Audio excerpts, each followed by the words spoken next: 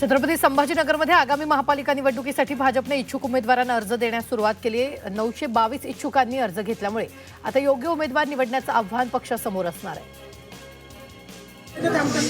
नागपूरमध्ये हिवाळी अधिवेशनासाठी उपमुख्यमंत्री एकनाथ शिंदे यांचे नागपूरमधील देवगिरी या निवासस्थानी आगमन झालं। यावेळी राज्याचे नवनियुक्त मुख्य सचिव राजेश अग्रवाल यांनी त्यांचं पुष्पगुच्छ देऊन स्वागत केलं। तसंच दोघांनी विविध विषयांवर चर्चा केली। पुण्याच्या भोरमध्ये ईव्हीएम स्ट्रॉंग रूमला 24 तास पोलिसांचा पहारा ठेवण्यात आला। कोणताही अनुचित प्रकार घडू नये म्हणून एसआरपीएफ जवान, पोलीस कर्मचारी आणि निवडणूक अधिकारी स्ट्रॉंग रूमच्या चारही बाजूंनी सुरक्षा देत आहेत। तसंच परिसरात 16 सीसीटीव्ही कॅमेरे बसवलेले आहेत। पुणे महापालिकेचं अंदाजपत्रक लांबणीवर जाण्याची शक्यता आहे। महानगरपालिका निवडणुका जानेवारी 2026 मध्ये होणार असल्यानं 2026 आणि 27 या आर्थिक वर्षाचं अंदाजपत्रक सादर करण्यास विलंब होणार आहे। पुण्यात भाजपकडून आजपासून महानगरपालिका इच्छुक उमेदवारांचे अर्ज स्वीकारले जाणार आहेत। पुढील 2 दिवस इच्छुक उमेदवारांना पक्ष कार्यालयात अर्ज सादर करता येणार आहे। पुणे महापालिकेसाठी राष्ट्रवादी काँग्रेसने इच्छुकांचे अर्ज मागवलेत। 18 डिसेंबरपर्यंत इच्छुकांना अर्ज दाखल करता येणार आहेत। आजपासून राष्ट्रवादीच्या पक्ष कार्यालयात अर्ज स्वीकारण्यास सुरुवात झाली आहे।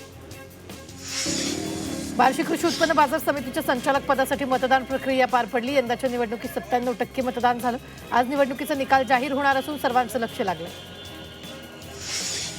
सोलापूर महानगरपालिका निवडणुकीसाठी भाजपनं इच्छुक उमेदवारांना अर्जाचं वाटप सुरू केलं। पहिल्याच दिवशी 85 इच्छुकांनी अर्ज घेतले। भाजपमध्ये इन्कमिंग मोठ्या प्रमाणात झाल्यानं अनेकांचे धाबे दणाणले। अमरावतीच्या नांदगाव खंडेश्वरमध्ये स्ट्रॉंग रूमच्या बाहेर शिवसेना ठाकरे पक्षाकडून पहारा दिला जातोय। अनेक पदाधिकारी थंडीच्या दिवसात शेकोट्या पेटवून स्ट्रॉंग रूमच्या बाहेर बसल्याचं पाहायला मिळतंय। जी 24 तासनं उघड केलेल्या पुणे जमीन गैरव्यवहार प्रकरणात टोलवाटोलवी केली जात असल्याचा आरोप काँग्रेस नेते नाना पटोलेंनी केला। या प्रकरणात दिग्विजय पाटील तसंच पार्थ पवार यापैकी कोणाचीही चौकशी होणार नाही असंही पटोलेंनी म्हटलंय। अभिनेते सयाजी शिंदेने राज ठाकरेंची भेट घेतली। तपोवनातील वृक्षतोडीच्या मुद्द्यावर राज ठाकरेंनी घेतलेल्या भूमिकेमुळे आपण भेट घेतल्याची माहिती सयाजी शिंदेनी दिली आहे। तसंच झाडं कशी वाचवावीत याबाबत त्यांच्यात चर्चा झाली। कुंभमेळ्याला विरोध नाही, पण झाडं तोडणं योग्य नसल्याची प्रतिक्रिया आमदार जयंत पाटलांनी दिली आहे। यापूर्वी देखील कुंभमेळा झालाय, पण आता झाडं का तोडायची आहेत असा सवाल त्यांनी केलाय। सरकारला विरोधी पक्षनेता नेमायचा नाही अशी प्रतिक्रिया आमदार जयंत पाटलांनी दिली आहे। तर आज विरोधी पक्षनेत्याची निवड व्हायला हवी होती, पण विरोधी पक्षनेता नसेल तर सरकारला बरं असेल असा टोलाही त्यांनी लगावला। जळगावात मंत्री गुलाबराव पाटील यांच्या उपस्थितीत जिल्हास्तरीय समितीची बैठक झाली। बैठकीत जिल्ह्यातील 371 गावांना आकस्मिक पिण्याचं पाणी आरक्षण मंजूर करण्यासंदर्भात निर्णय घेण्यात आला। नंदुरबारमधील शहादामध्ये शेतकरी मेळाव्याला राजू शेट्टी उपस्थित होते। कांद्याचे दर वाढत असताना केंद्र सरकारनं आयात निर्यातीच्या धोरणाबाबत माकड चेष्टा करू नये असं आवाहन यावेळी राजू शेट्टींनी केलं।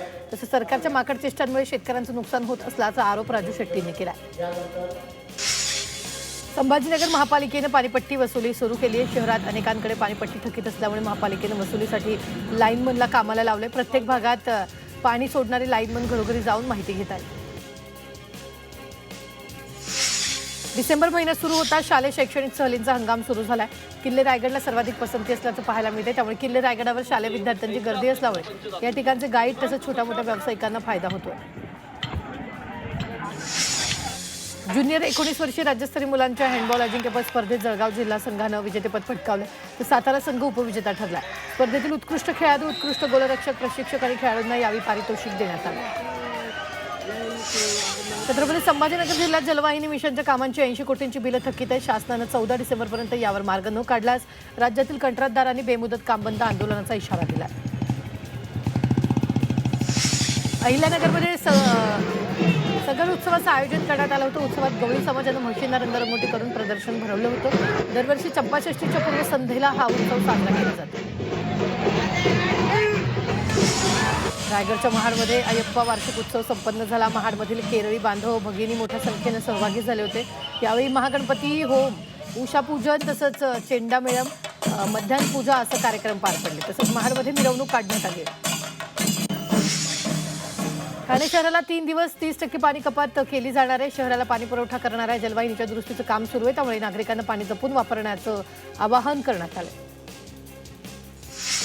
भिवंडीत रस्त्याच्या दुरावस्थेमुळे अपघातांचं प्रमाण वाढलंय। पालिका प्रशासनाच्या दुर्लक्षामुळे हजारो नागरिकांना जीवघेण्या खड्ड्यातूनच प्रवास करावा लागतोय।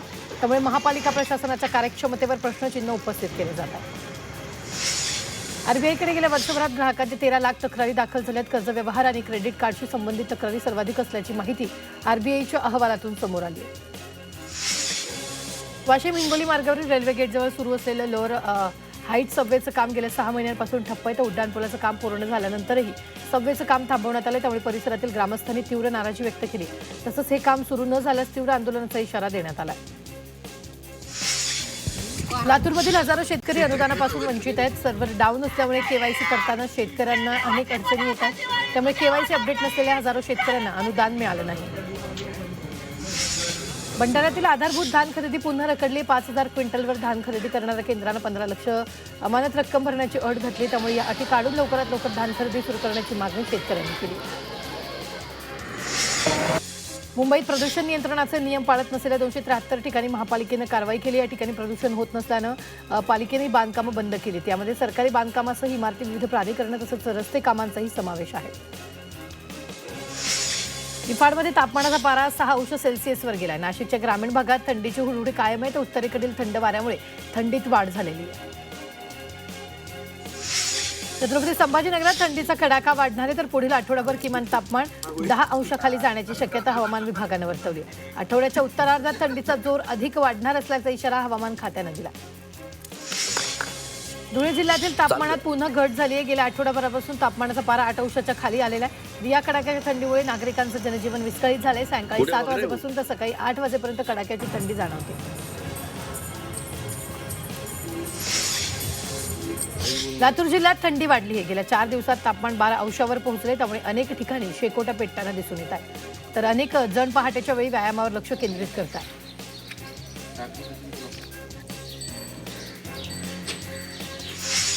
इंडिगोची विमानसेवा विस्कळीत झाल्यानं प्रवाशांचे मोठ्या प्रमाणावर हाल होत आहेत. 3 दिवसांपासून प्रवाशांचं सामान विमानतळावरच आहे. प्रवाशांच्या बॅगा परत करण्यासाठी इंडिगोला 2 दिवसांची मुदत देण्यात आली. मुंबई नांदेड विमानसेवा सुरू होणार आहे. 25 डिसेंबरपासून स्टार एअरची विमानसेवा सुरू होणार आहे. त्यामुळे प्रवाशांना मोठा दिलासा मिळणार आहे. मेट्रो 2 आणि मेट्रो 7 या मार्गिकांवर रविवारी मेट्रो सेवा विस्कळीत झाली होती. मेट्रो सिग्नल यंत्रणेत बिघाड झाल्यामुळे 2 तास सेवा विस्कळीत झाली. त्यामुळे सुट्टीच्या दिवशी प्रवाशांना मनस्ताप सहन करावा लागला. छत्रपती संभाजीनगर शहराची बेंगलोर आणि मुंबईची महत्त्वपूर्ण विमानसेवा 15 डिसेंबरपर्यंत स्थगित करण्याचा निर्णय इंडिगो प्रशासनाने घेतला. या निर्णयामुळे नागरिकांनी संताप व्यक्त केला. इंडिगोच्या सॉफ्टवेअरमधील बिघाड आणि क्रू मेंबरची कमतरता यामुळे ही स्थिती उद्भवली. विमानसेवा विस्कळीत झाल्यामुळे पुणे विमानतळावर रेल्वेनं मदत कक्ष स्थापन केले. विमान प्रवाशांसाठी रेल्वेकडून पुण्यातून वेगवेगळ्या शहरासाठी विशेष गाड्यांचं आयोजन केलं. याबाबत माहिती देण्यासाठी विमानतळावर मदत कक्ष सुरू करण्यात आला. बीड ते वडवणी या रेल्वे लोह मार्गावर पहिली इंजिन चाचणी पार पडली. 10 आणि 11 डिसेंबर रोजी CRS तपासणी आणि स्पीड रेल्वे चाचणी केली जाणार आहे. त्यामुळे आता लवकरच या मार्गावर रेल्वे धावणार असल्यानं प्रवाशांना दिलासा मिळणार आहे. बनावट तिकिटांच्या वाढत्या प्रकरणांविरुद्ध मध्य रेल्वे आणि पश्चिम रेल्वेनं कारवाई सुरू केली. गेल्या काही महिन्यात अनेक प्रवासी याने एडिट केलेल्या तिकिटांचा प्रवास करताना पकडले गेलेत. ही गंभीर फसवणूक असून याविरोधात रेल्वेनं मोठ्या प्रमाणात तपासणी मोहीम सुरू केली आहे. नागपुरातील गणेशपेठ बस स्थानकाची परिवहन मंत्री प्रताप सरनाईकांनी धडक पाहणी केली. बस स्थानकातल्या कॅन्टीनमधील अस्वच्छता पाहून सरनाईकांनी तीव्र संताप व्यक्त केला. बस स्थानकातील अधिकाऱ्यांची सरनाईकांनी यावेळी झाडाझडती घेऊन कॅन्टीनची सुधारणा न केल्यास लायसन्स रद्द करण्यासाठी इशारा दिला. पारनेर तालुक्यातील किनी गावात बिबट्याच्या हल्ल्यात एका महिलेचा मृत्यू झाला होता. या नरभक्षक बिबट्याला जेरबंद करण्याच्या मागणीसाठी स्थानिकांनी रास्ता रोको केला. गेल्या महिन्याभरात जिल्ह्यात बिबट्याच्या हल्ल्यात 4 जणांचा मृत्यू झाला. कल्याणच्या गांधारी परिसरातल्या महाराजा हॉटेल शेजारी घोणस जातीचे 2 विषारी साप आढळल्यानं खळबळ उडाली होती. हॉटेल शेजारी साप आढळताच सर्पमित्रांनी घटनास्थळी धाव घेत दोन्ही सापांना पकडलं. त्यानंतर सर्पमित्रांनी दोन्ही घोणस सापांना निसर्गाच्या सानिध्यात सोडून दिले.